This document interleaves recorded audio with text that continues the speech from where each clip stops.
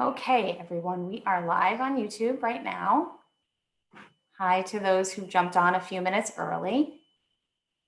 And we're going to begin our session for the Richfield Public Schools parent webinar called Nothing is Normal in about 2 minutes, so hang tight.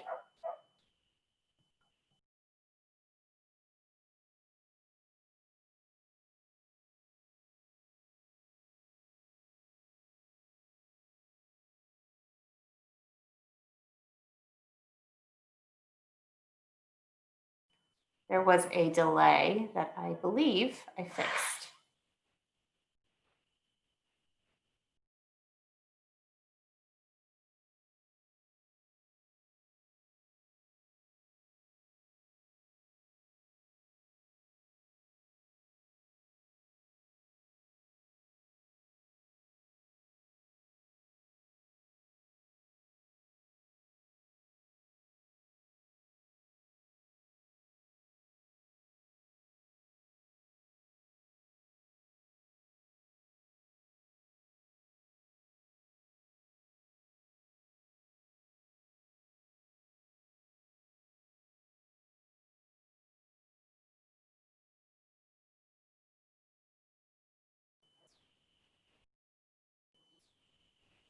Hi to those who are jumping on YouTube Live.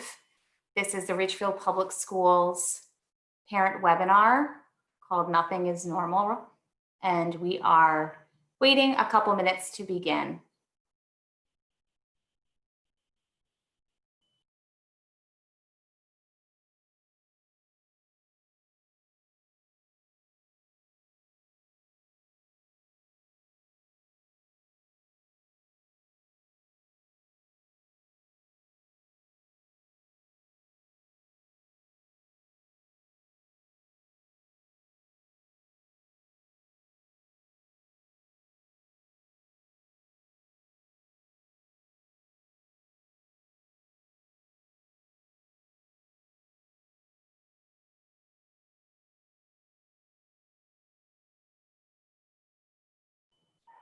Panelists, I'm getting a few messages from folks who are still coming to jump on, so we're going to wait another minute to begin.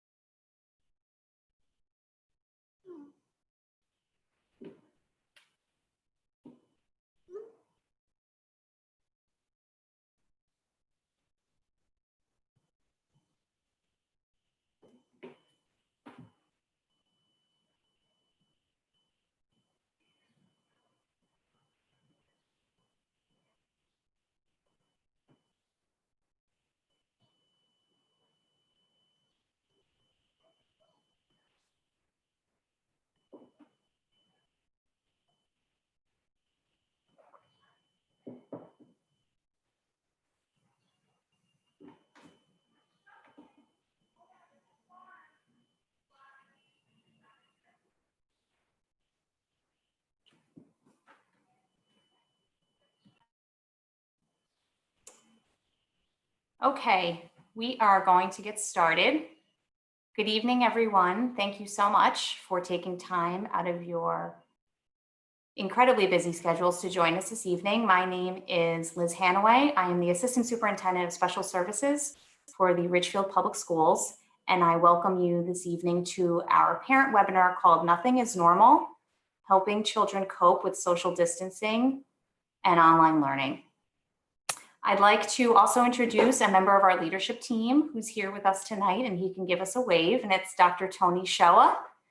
Tony is the Assistant Director of Special Education and my partner in crime, and he'll be joining us this evening as well. Just a couple of housekeeping pieces before we begin. This is our department's first YouTube Live through Zoom, although the Board of Ed is getting more practiced at it. So if there's a moment of technical difficulty, one of us freezes, stay with us. We have backup plans for someone else to jump in, but we are all in different remote locations in the best internet spot we think in our homes. So we hope that everything goes smoothly on a technical end. We are taking questions live through email to our high school social worker named Renee Cull. and her email is rcull@richfieldps.net. If you have a question in the middle of our presentation that you would like addressed at the end, we will be doing Q&A. Please email to Renee and she will be updating us during the presentation and we will answer those questions. I'd like to thank all the families who are joining us this evening. We have over 90 RSVPs and maybe more. I'd like to thank the mental health staff, the school psychologists, social workers, school counselors, all who were very supportive in the creation of this event tonight, as well as our school administrators. So before we begin the evening, I think it's necessary for me to make a few comments about the state of our lives that we find ourselves in right now. I want to take this moment to speak to the backdrop of tonight's event. We organized this event because we heard from parents about the emotional distress they observed in their children and our hope to provide suggestions that might help. Since that time, we found ourselves in a moment in which our collective support to children is even more critical than when we first conceived tonight's discussion. While the past week's protest riots and general unrest across our country in response to the death of George Floyd in Minneapolis is not the topic of our conversation tonight, we'd be remiss in not acknowledging its compounding effect it's having on all of us right now. We are in the midst of a pandemic with monumental immediate impacts and unknown long-term effects. We are grappling with health and financial traumas, and we are worried about the future of our children. This all feels surreal, and this was before May 25th. As educators, it's our responsibility to teach children skills that will help them eventually become independent adults. For this group of panelists who you are about to hear from, empathy is at the heart of those skills and is embedded in their daily work with kids. But in this moment, empathy is more than an admirable quality. It is part of our civic duty. It is part of our human responsibility. We reject non-empathic thinking and practices, most specifically those founded in intolerance. We commit to supporting students to keep empathy at the core of their interactions with each other and whatever communities they find themselves in. We will continue to guide students to learn the facts of circumstances and consider how empathy plays into how they choose to communicate their ideas and advocate for their beliefs. Returning to our purpose tonight, as parents, we want our kids to feel physically and emotionally safe and steady in order to learn and grow. And our goal tonight is to offer our help to you. We want you to know that we understand how important our work is now more than ever, and we remain committed to supporting you, our parents, our students, and the larger Ridgefield community as we navigate our collective struggle and pain during these exceptionally difficult times. One of the things that we are going to emphasize tonight is the idea of parents and adults putting on their face masks first. Parents and adults taking care of themselves so that they're prepared to take care of their children. With that said, I will introduce tonight's school psychologist panelists, starting with the Scotland Elementary School school psychologist, Melissa Gaitho. Melissa, give a wave. Ridgebury school psychologist, Leslie Danner. Scotts Ridge Middle School school psychologist, Kim Van Allsburg. And Ridgefield High School school psychologist, Dr. Rich Galini. Okay, so I'm going to share my screen with our presentation.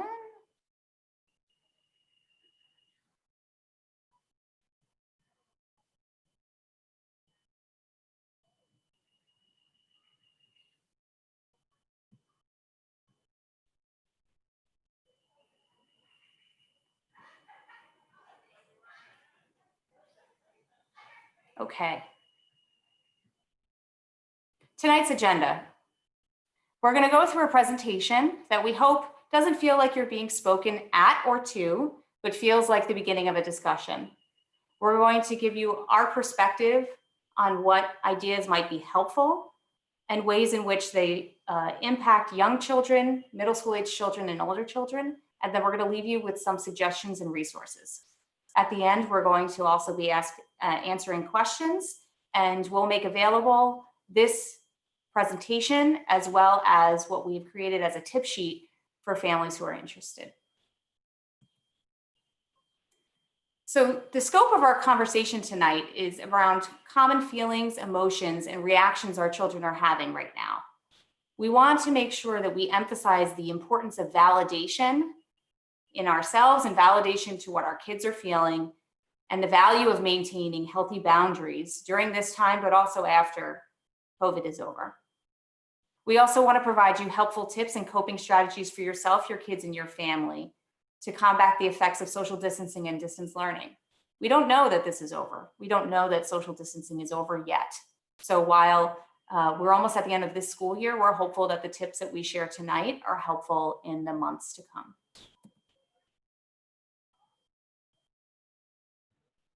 Okay. All right, we can go to the next page. We're going to talk a little bit about common feelings and emotions. And, what we're going through right now isn't normal, but actually when we talk about these emotions and our reactions, that's the one thing that is normal. So what you guys are feeling, what we're feeling, what our children are feeling, and the range of the emotions and reactions that we're seeing is actually extremely normal. And I think that that's a really important thing to continue to think about. And I have to do it to myself as well with my daughter, that it's okay to feel all of these things. And we're going to talk a little bit about some of them right now. Grief, there's a big range here. Some of us are grieving the loss of a person. Some of us have lost someone during this pandemic. Some of us are grieving the loss of a job. Children are grieving the losses of their relationships, their school, their routine, their normalcy. So there's grief in a wide range of ways. And that goes hand in hand with loss. We've lost our routine. We've lost control over so many things that we had before. We've lost our school community. We've lost education in the way that we know it. We've lost social relationships. Yes, Zoom is great. Yes, FaceTime is wonderful. And I'm super grateful that we're in a time where we have access to those things, but it's not the same. It's not the same connectedness as you have when you sit next to someone, when you hug someone. So we really are experiencing that loss, and so are our children. Anger. I mean, who is not angry about so much that we've gone through in the past months and things that we now face in our future as well? That fear and that uncertainty. Is this over? Yes, some things are sort of lightening up, right? We can sit outside and have dinner in some of the restaurants, but everyone is fearing now. Am I going to get sick if I go out? Am I going to get to go back to school in the fall? What is that going to look like, right? So flying around in the media, is there going to be another uptick when we go back in the fall? So there's lots of fear and uncertainty, even though we seem like we've kind of come far in the past 2 months. There's a ton of fear and uncertainty that's still kind of looming around. Loneliness, there can only be so much said about this, right? So that connectedness and that feeling of actually being with people is much different than what we're doing now with our digital piece. And then on the flip side, some of our kids are not sitting there super angry to be home. Some of them are sitting there saying, oh, I don't have to deal with the social stresses every day of going into school. Oh, I don't have to face this. I don't have to face that. So, it's on both ends. While we can be angry about it, we're also seeing that sense of like, wow, there's a couple of things off of my table that were there before that were stressing me out. And we've all now kind of become more gracious, showing some gratitude for the things that we do have during this time. And of course, this list is minimal to what we can, be feeling every day. The fluidity of our emotions, we could feel all these things within an hour. And I know within a day, I probably go through all of these 3 or 4 times. And so do our children. So I think the big message is really that this part is normal, all of these emotions. It's normal for us to feel these, and it's normal for our children to feel them.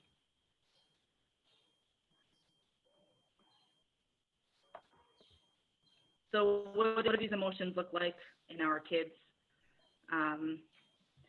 For me, this kind of, and I don't mean this to say it in a negative way at all, but, it's nice to know. I had a conversation with someone the other day, and they said, my daughter's 4, and the other parent, we had like a drive-by birthday party for her, and the other parent said to me, oh man, my son, all these, regressing with the toileting. And I kind of sat there and I was like, oh my God, me too. Because I had that sort of sense of like, oh, it's not just me. It's not just happening in my home. So these are reactions that are happening to everyone. So if you guys are experiencing or thinking as we're going through this, wow, that really rings true, this is happening to all of us. It's not just happening in your home to your child. So I tried to kind of break it down a little bit with regards to the age ranges, because I know we have families here from the preschool level up through high school.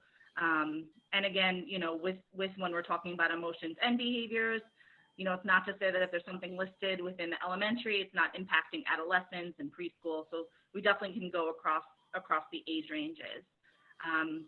But the impact of some of these emotions within our preschool age students, so changes in their sleep, waking more at night, having nightmares, bigger monsters now, bedwetting, some of the toileting regression, and I think just regression in some of their, everyone's living skills, right? So we may see some of those things that they were able to do independently before that they're not able to do. Changes in appetite, clinginess, more whining, right? Not wanting to be alone, needing that reassurance. Are you going to be okay, mommy or daddy? Is grandma going to be okay, mommy or daddy? And we may also see changes in the way that they're playing. I've played doctor 3,000 times in the last 2 months. And yes, kids like to play doctor, but not 3,000 times in the last 2 months. So we may see some of these changes in that preschool age range. When we're talking about our elementary age students, the anxiety manifests itself pretty often as physical complaints, right? So headaches, stomach aches, just not that overall not feeling well. Again, sleep and appetite changes. Kids may be eating a lot, right? We know a lot about emotional eating or just really withdrawing, not wanting to eat. Mood changes, being more irritable. Anxiety manifests itself as irritability quite often, especially in younger populations. That increased aggression, loss of interest in things maybe they really loved doing before. Oh, they love dance, and now they want no part of doing the Zoom dance classes that their wonderful dance teacher is offering 3 times a week. That increased need for your attention. They used to, like I said, with the preschoolers, they used to do all these things independently. Now you need to tuck in your 9-year-old or your 10-year-old or your 11-year-old. Difficulty concentrating. I mean, we all know that being on the screen has its challenges. And so difficulty being able to focus on that and doing our work can be impacted as well. And then we may hear more questions about death and dying. There's lots of death and dying being talked about in the media, and obviously it's a big impact of this pandemic. So we may start hearing, like, what does that mean? Not only just the worry about it, but what actually is the whole death and dying process. And then when we move on to our adolescents, there's a lot of overlap here too, but those physical complaints, the sleep, some of those sort of what we think of when we think of kind of the depressive symptoms, right? So decreased energy, losing interest in things that they really liked doing before, totally avoiding the schoolwork.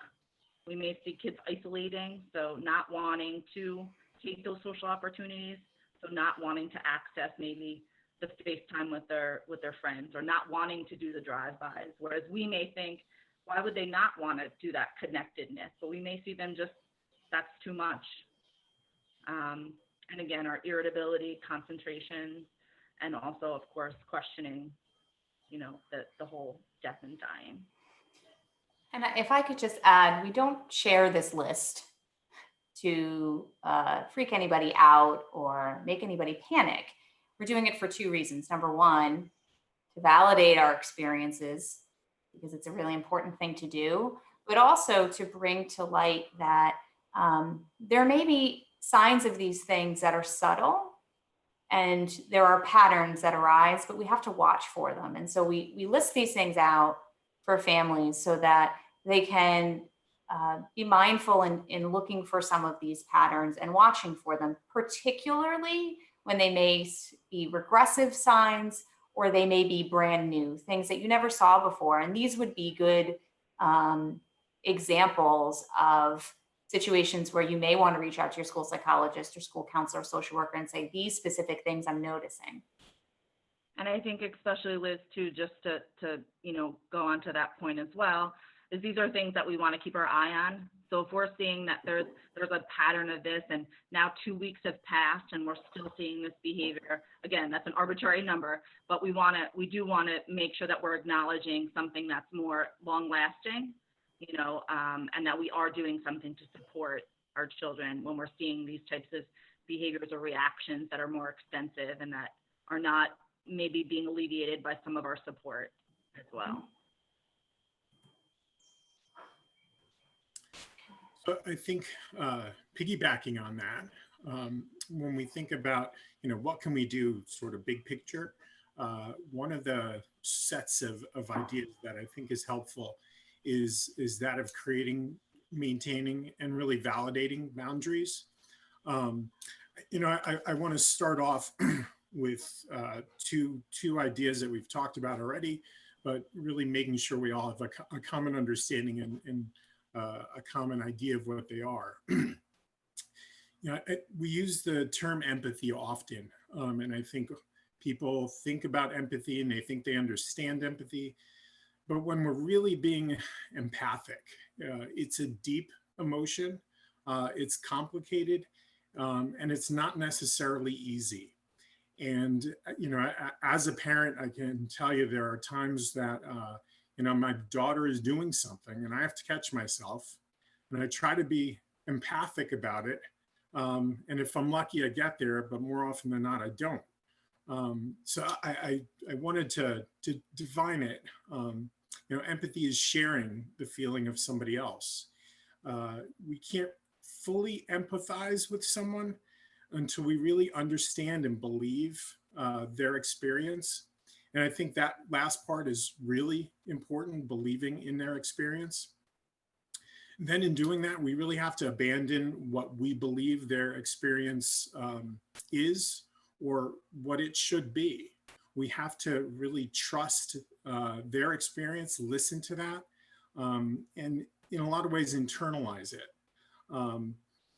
Validating means that we're acknowledging, understanding, reinforcing someone else's feelings as real, that they're valid, and that they're worthwhile feelings. It doesn't mean that you share the feelings. It means that you are helping somebody to understand that they're justified, and that their experience is real, and it's something that you can then empathize with. I think it's important to know that, or to keep in mind, because sometimes we feel like we're giving away some authority by acknowledging some of those feelings, especially when our kids are suffering and we look at it and, they're probably fussing over something that feels much smaller than the reaction we're getting. By validating that experience of frustration, of sadness, of all the things Melissa just talked about, we're not giving up our authority. What we really do is we're enhancing it. We're building respect. We're strengthening that relationship, because what we do is we present ourselves as somebody that, our child, and it's not just kids, it's our significant other and the other people who matter to us. We become somebody who they can trust. So I broke this broad category up into 3 areas: relate, respect, and regulate. When we relate, we're going to use that empathy, that validation. We want to understand that people's behavior often doesn't accurately reflect what they're feeling.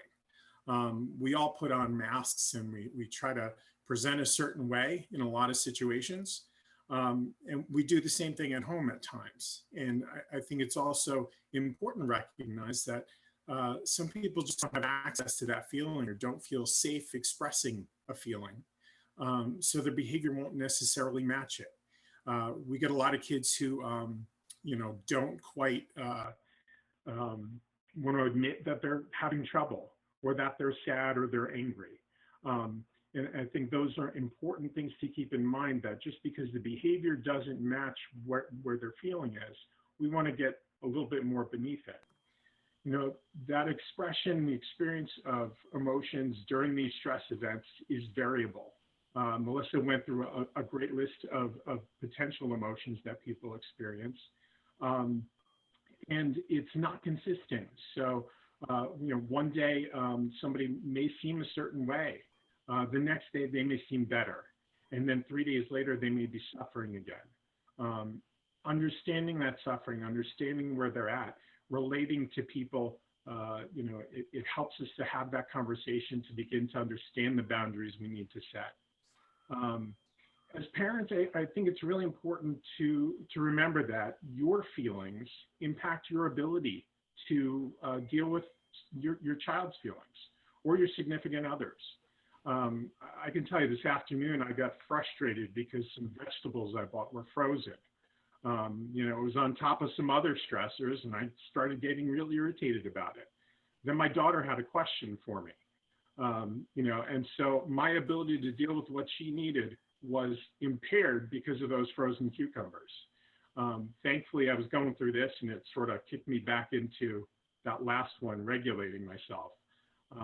But it's something that, I think happens to all of us all the time, where the layers of stressors get expressed in ways that we don't intend and certainly we don't realize, which brings us to respect.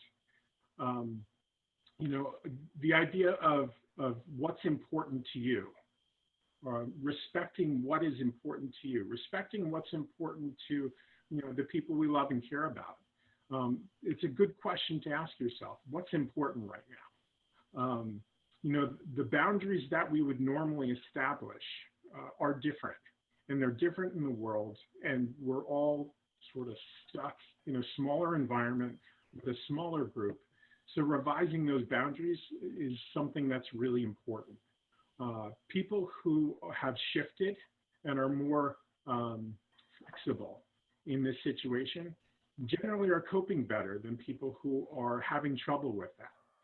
So I think it's important to take a look at ourselves to understand, am I getting stuck? Where am I getting stuck? Why am I getting stuck there? When we start to think about, the discussions we're having with our kids, is that where we want to go? Is this the priority that I need to have right now?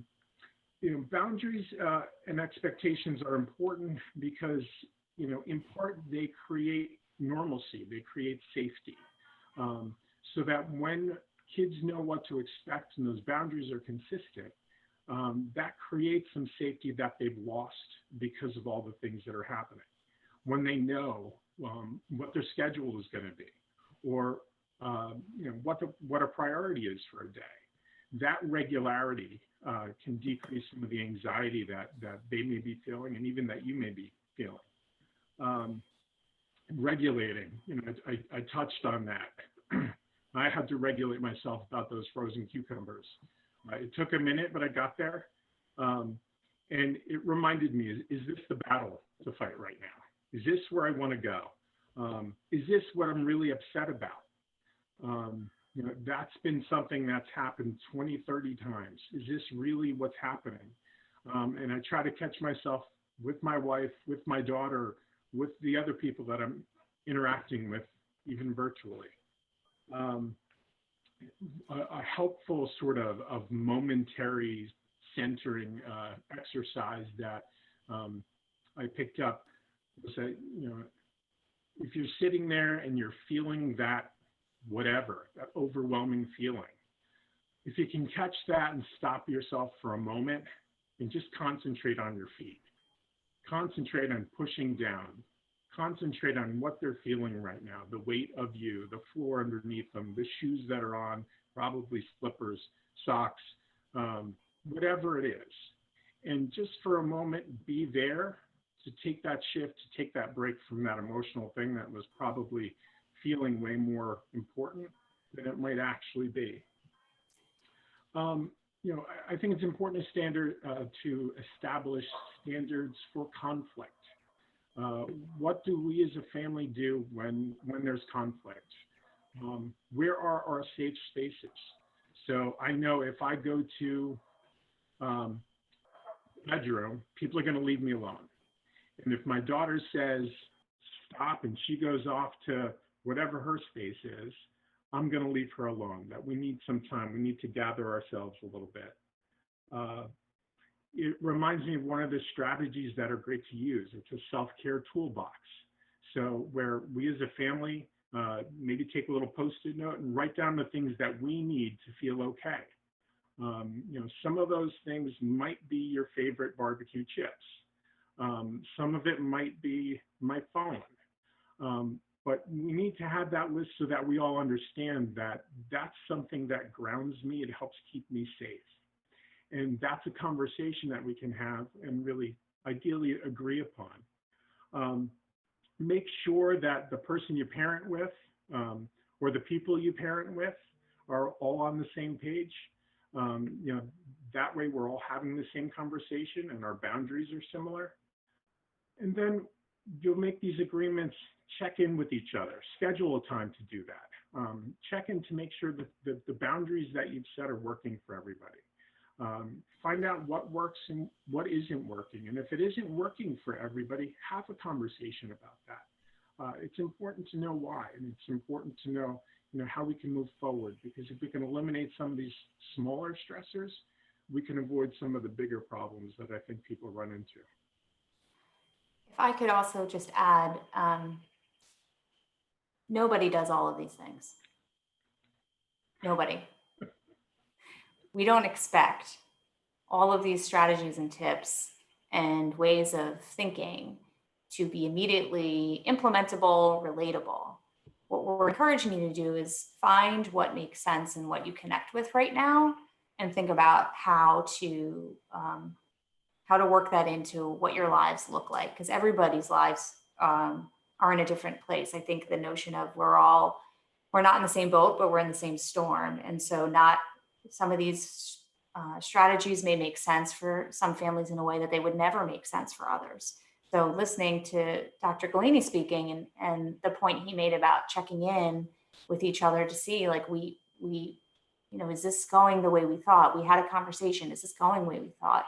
I related to that very much. So I encourage you to just think through what makes sense for you, but know that this is not reasonable, that we would expect everyone to do these things. But hopefully you pull away something or a few things that make sense for you.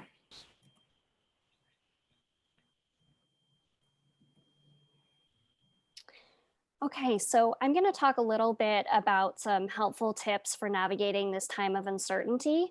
And this is certainly not an exhaustive list. We have a link toward the end of the presentation with a list in a little bit more detail. So each tip will have some ideas of what it looks like for yourself, for your kids, and also for you as a family. And as Dr. Hanaway was just saying, some of these will resonate with you, and some of these you may say, that's not going to work for us and our family, and that's okay. The goal is to give you as many ideas as possible. So the first thing that I'll talk about today are feeling check-ins. And as many of you know, in the Richfield Public Schools, we've been doing a lot of work with Ruler, and the tagline for that is name it to tame it. So being able to notice your own thoughts and feelings and identify them in order to do something about that. One of the ways that we do that is checking in on the mood meter, which hopefully most of your students will know what that is, but we can link you to that at the end of the presentation as well. There is an app, but it's $1, so you may not want to do that. But just being able to identify what you're feeling, and do you want to stay there? Is that a pleasant emotion? Or is it not pleasant for you right now and you want to move and do something different? That's your first step toward enacting some of these coping strategies. And giving yourself, your children, and your family the permission and space to feel whatever it is that you're feeling. There's no right way to feel during this time. And we really want to make sure that we're acknowledging how our kids feel, because even when it feels insignificant to us, it could be huge for them. They've never experienced anything like this. And while we haven't experienced many of what's going on in the world right now, we do have the experience to know that we can get through it. And our kids haven't had that experience yet. So we really want to validate what they're feeling. And try using statements such as, I hear you're feeling angry. Tell me more about that. as much as possible, we want to avoid trying to fix the situation because it can feel a bit invalidating for kids. So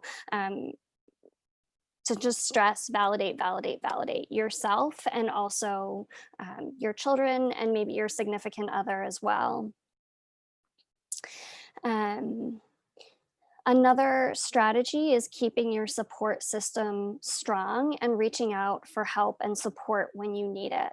So what that might look like is planning virtual visits via Zoom or FaceTime with your friends or family, making time to send a note through the mail to family members or loved ones. Also making a plan to see friends and family in person when it's safe to do so. Sometimes having something to look forward to can be really helpful. We also want to really encourage our kids to stay connected with their friends too. As we talked about earlier, you may see changes in behavior and you may see some of your kids pulling away from their friends. It's unusual. So that's something you want to investigate and really encourage your children to stay connected. Limiting media, social media, and news exposure is really a big one. And it's something that I found I have to really work on as well. So some ideas for that might be choosing a specific time of day that you watch the news or spend on social media. There's controls in your phone for media apps, your screen time usage, where you can set what you think is an appropriate amount of time, screen time. And you can also do that with your children. A big thing is to model appropriate use of media and news consumption.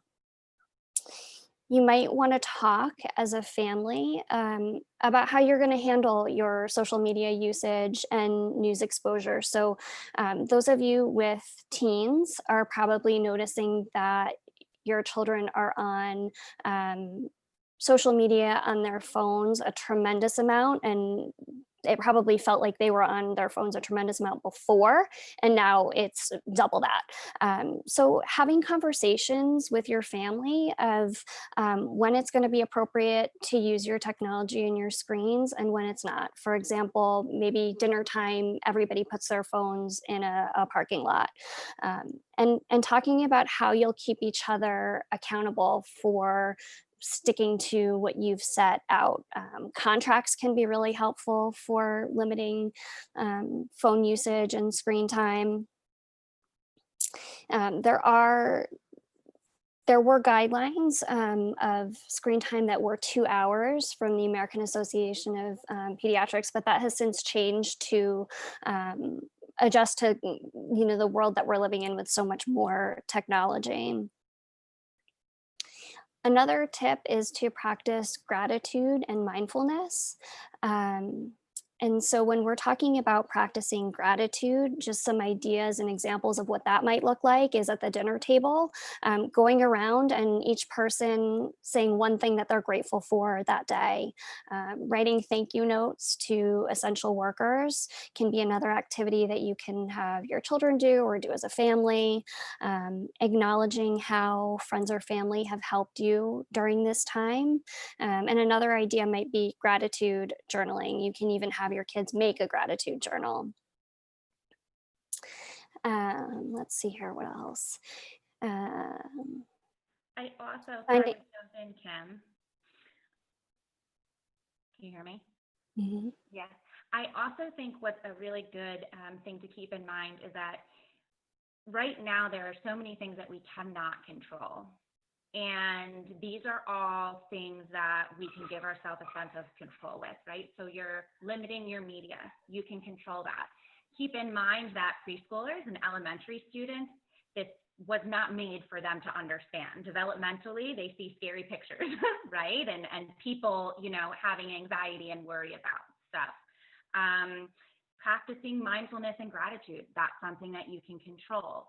Checking in with your feelings, that's something that you can control. Creating a schedule, making sure you're getting physical exercise, going outside when you can. These are all things that you can try to gain a little bit of control over in a time where it feels like we have no control.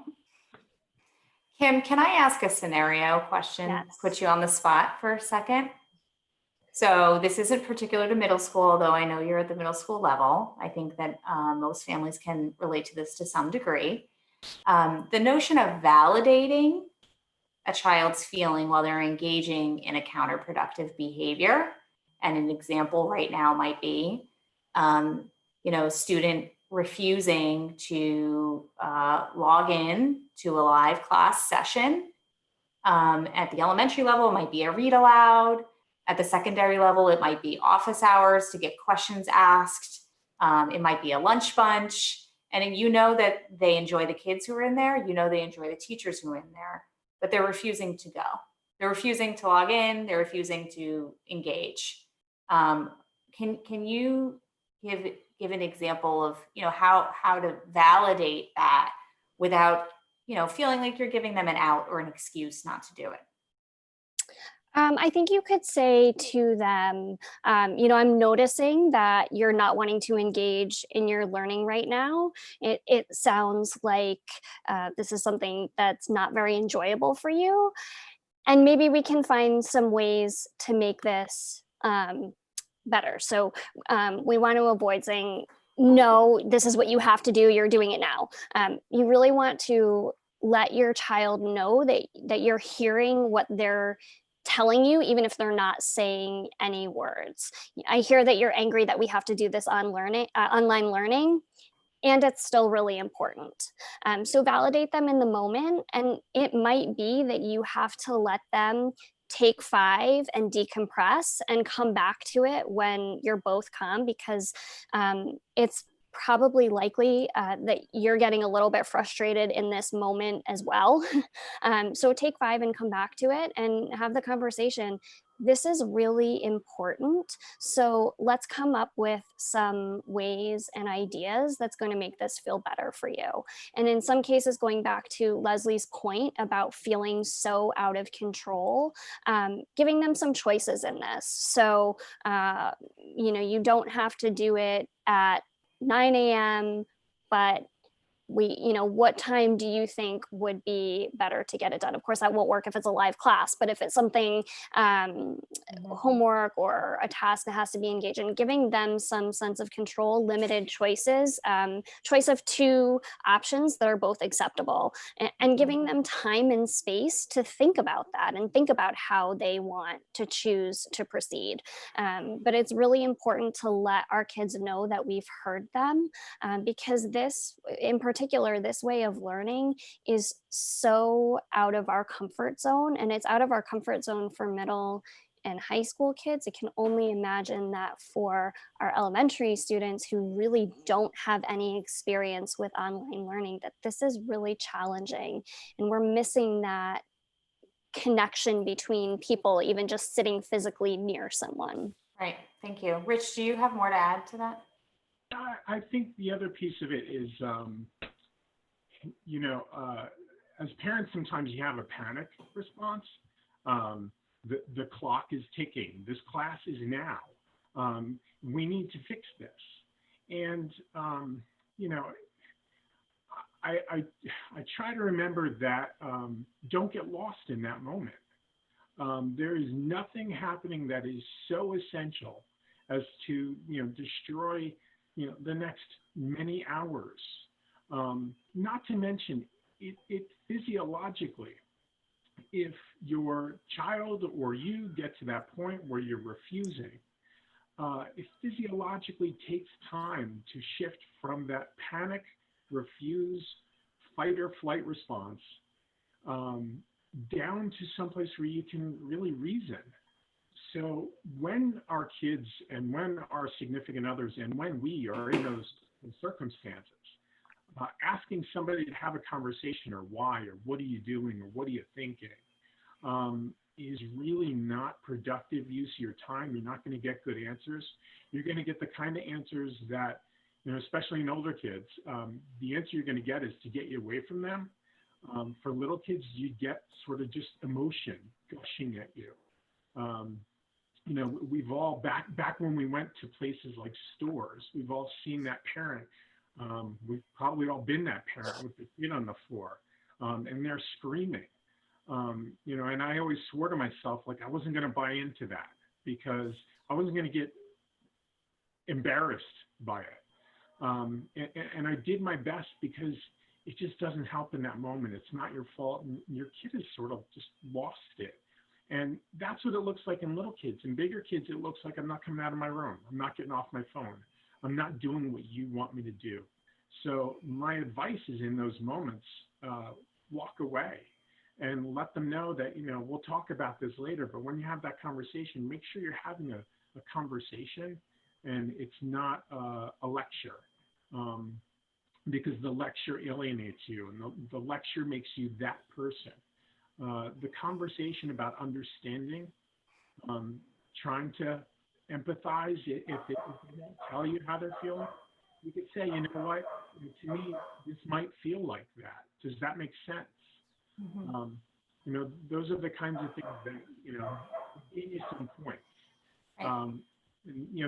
The last thing I'll say is, everybody needs a little space. Everybody needs a little understanding, because these things are hard. And even for those of us who they aren't that hard, they're still hard. And trying to keep that in mind while we're doing this other stuff, I think is important. Thank you. So I'm sorry, Leslie. I moved too quick there. That's okay. So this is some tip sheets for navigating those times. It is very well organized in that you can see some of the things that might come up and then a lot of strategies to use. We will keep this as a resource for you to look at it at a later time. We hope that it is very useful to everyone. I know once we go to presentations, I think no matter what the presentation is, afterwards we're like, I need something to leave with, to look at. So this is what this is. Mm-hmm. So what we're going to do is we're going to make this, everyone who RSVP'd, we're going to email them this presentation, the tip sheet. If you didn't RSVP and you'd like access to it, please email me or any of your school psychologists in your building or social worker, and we will provide it to you. So in a world of apps, there have been a lot of questions about apps, which ones are good, which ones are free. A lot of times they say they're free and then you go on and they are not free. I will say I did make a mistake and the Mood Meter app is on here, but it's 99 cents. So I apologize ahead of time. It was really helpful to go through and to organize them. So there's some great apps for anxiety. Clear Fear is more for your adolescent, your older kids. The Rooted one is panic attacks. It brings through in the moment of panic attacks. Mindshift is also great. A lot of those are for older students, including the self-harm ones, which give a lot of great tips and tools. The self-harm ones also have a resource for I need help right now, which can be really great in this time when things are closed. So those I've got a lot of positive feedback on. Reducing stress and increasing happiness, 3 good things. It has you list, 3 good things of today, reminding yourself of the positives of the day. The meditation ones are all great. Breathe for Kids is going to be for the younger kids. Meditation for Kids is also a little bit younger, while the other 2 will be for your older populations. Mindfulness, Headspace is for your older populations. I've actually been using that, and what's great is that Headspace I can pick how many times a day I want it to send me a positive message, or I want it to remind me to breathe. Because when we get in our days and our schedule just goes, we kind of forget these things. So that has a really good part. And the rest are movement and sensory. I think we've all heard of Go Noodle. We have some guided yoga. The Super Slime one is a lot of fun. Kids that are very into slime now, so you can on your phone pretend like you have slime. Some great mood tracker and goal setting apps. And then, of course, there is an app for guardians who have children with some mental health issues, where they can go on and they can find support, a support system, some more resources there. So I did download every single one of these apps and go on and try them all out for you. So I hope that they work and that you enjoy them and that they're useful for you as a family. I know that screen time is an issue, right? So screen time is always an issue with our kids. Doesn't matter if they're preschool all the way up through high school. And now that we're doing virtual learning, like, wait, now they have school online and then they want to go use their screens for video games, TikTok, whatever it is. So I understand that that can be a challenge. I think that the more that screens are going to be there, right? So if you have your schedule and maybe you make it a reward or whatnot, but using screens for the purpose of learning or for mindfulness or for positive things can really shift our mindset and how we look and how we use screens, not to escape something, but to use it as an actual tool.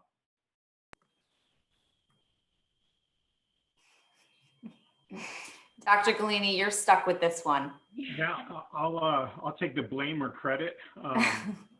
So, I initially looked for something really profound from somebody really important, a name that smart people would look at and say that means something to me. And what I settled on is Mr. Schrute, and my daughter, who's 14, gave me the approval. And what I like about this is that, it reminds me that our days can be hard. The last few months have been hard. There have been incredibly difficult moments, for some people who have had unbelievable losses. For some of us, it's been a loss of, silly things like, going out to dinner and some other things that we probably would rather be doing. But, the time has been intense and it's unpredictable. But what this reminds me of is that we're going to get through this. Our kids are going to get through this. And on the other side of it, I'd like to believe that we will be stronger as individuals.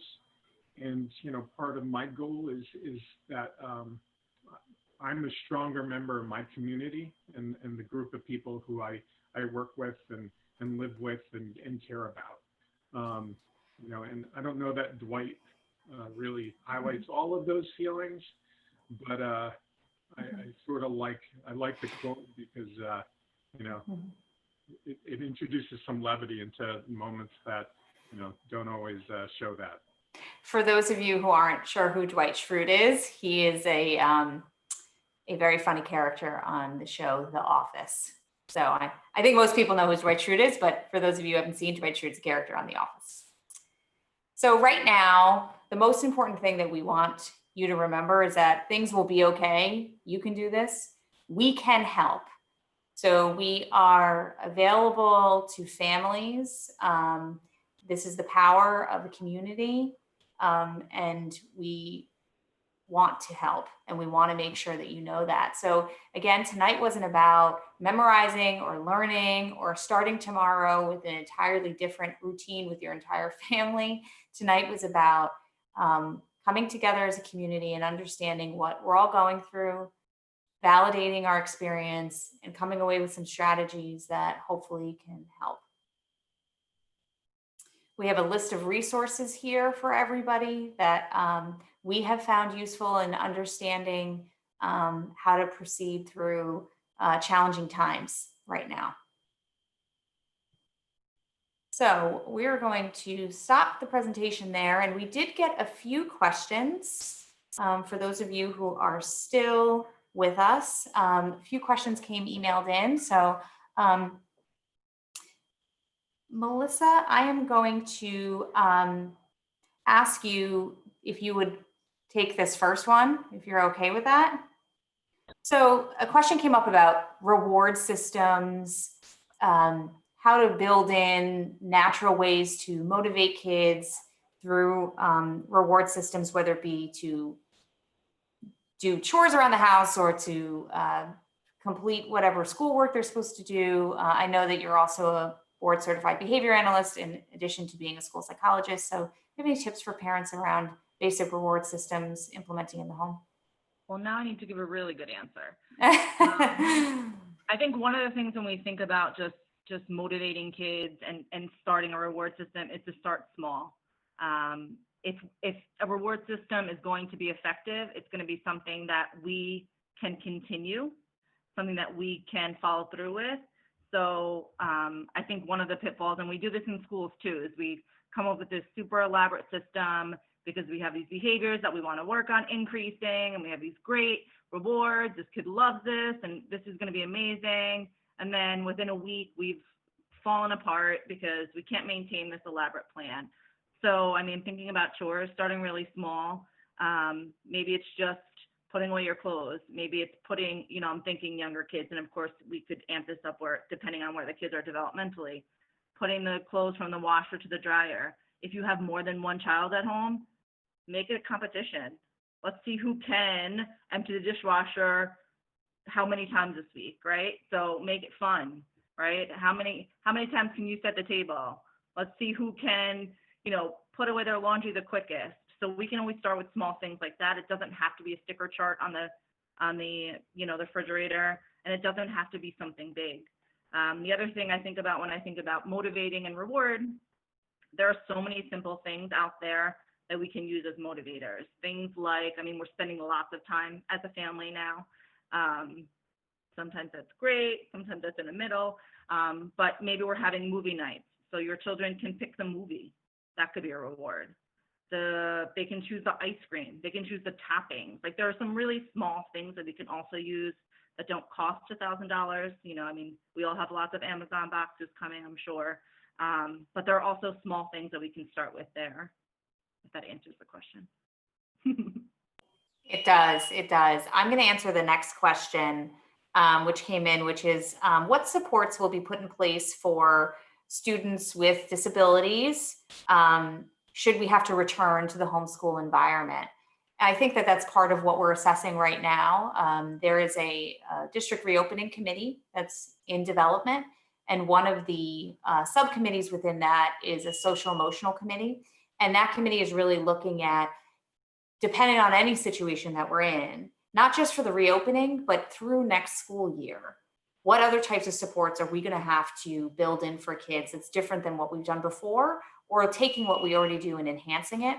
So I'm not going to list out specific things right now because they're all possibles. None of them are guaranteed. They're all possibles. So what I can assure you is that our reopening committee is specifically going to have a subcommittee focusing on social emotional, not just for our population of students with disabilities, but also for students who may not have disabilities but are struggling, so that we can be as flexible to them as possible, whether we're in school, out of school, and not just in September and October, if we're able to, quote, get back to normal, but throughout next school year, because we know this is not, even if we come back to school in somewhat of a normalcy in September, it is going to take all of at least next school year for kids to readjust and for them to really process what they've experienced in the last few months.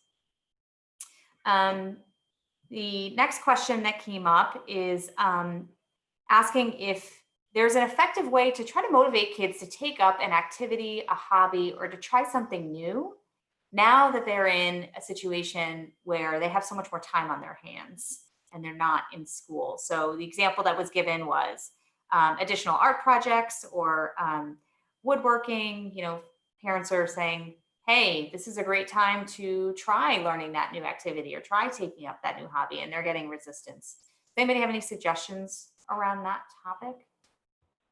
The one thing I thought of when I heard that question is just variety, right? So keep offering a bunch of different options, but maybe linking them up with a peer.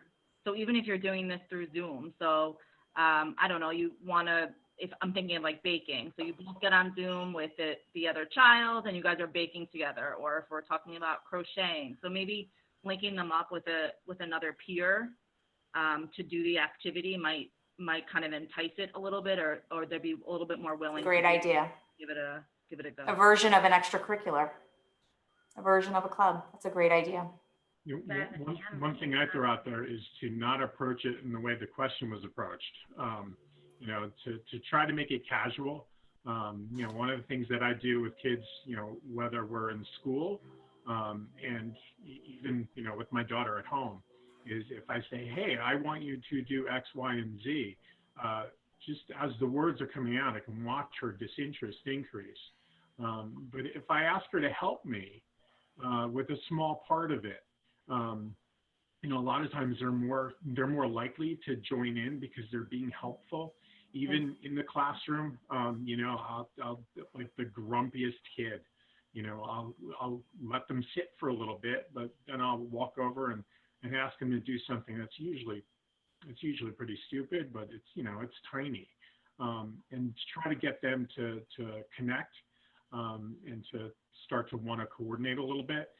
And then they're more open to it, especially when I'm not telling them to do it, but I'm asking them to help me or asking them to join in with me. Great, thank you.